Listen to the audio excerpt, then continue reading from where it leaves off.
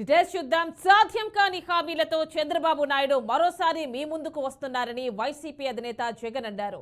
చోడవరం సభలో మాట్లాడిన ఆయన చంద్రబాబుకు ఓటు వేస్తే గోవిందా గోవిందా అనాల్సిందేనని ఎద్దేవా చేశారు. 2014 ఎన్నికల మేనిఫెస్టోలో ముఖ్యమైన హామీలంటూ ఇంటింటికి బాబు స్వయంగా సంతకాలు పెట్టి పంపించారని ఒక్క హామీ కూడా అమలు చేయలేదన్నారు. జాబు రావాలంటే బాబు రావాలంటూ ఉదరగొట్టిన చంద్రబాబు నిరుద్యోగులను నమ్మించి మోసం చేశాడని, అది కూడా గోవిందా గోవిందా అంటూ ఎద్దేవా చేశారు. బాబు మాటలను నమ్మి గెలిపిస్తే తర్వాత అందరికీ గోవిందా గోవిందా పెట్టేశాడన్నారు. ఓటుకు నోటు కేసులో దొరికిపోయి 10 ఏళ్లు ఉమ్మడి రాజధానిగా ఉండాల్సిన హైదరాబాద్ను వదిలి ఇక్కడికి వచ్చాడన్నారు.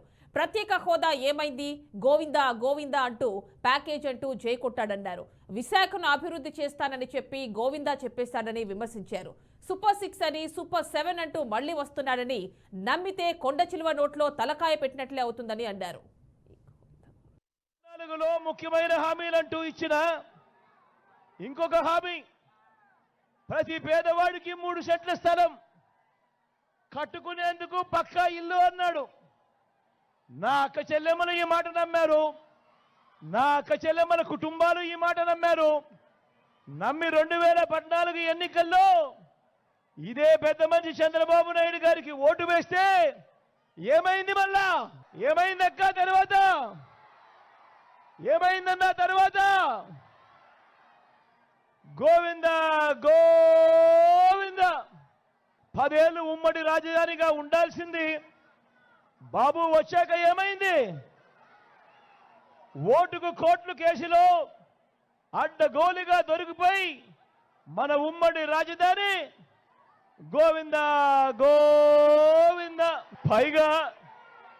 పైగా ప్రత్యేక హోదా ఏమైనా సంజీవినియా అని చెప్పి బరి తెగించి కూడా మాట్లాడాడు ఈ పెద్ద మనిషి.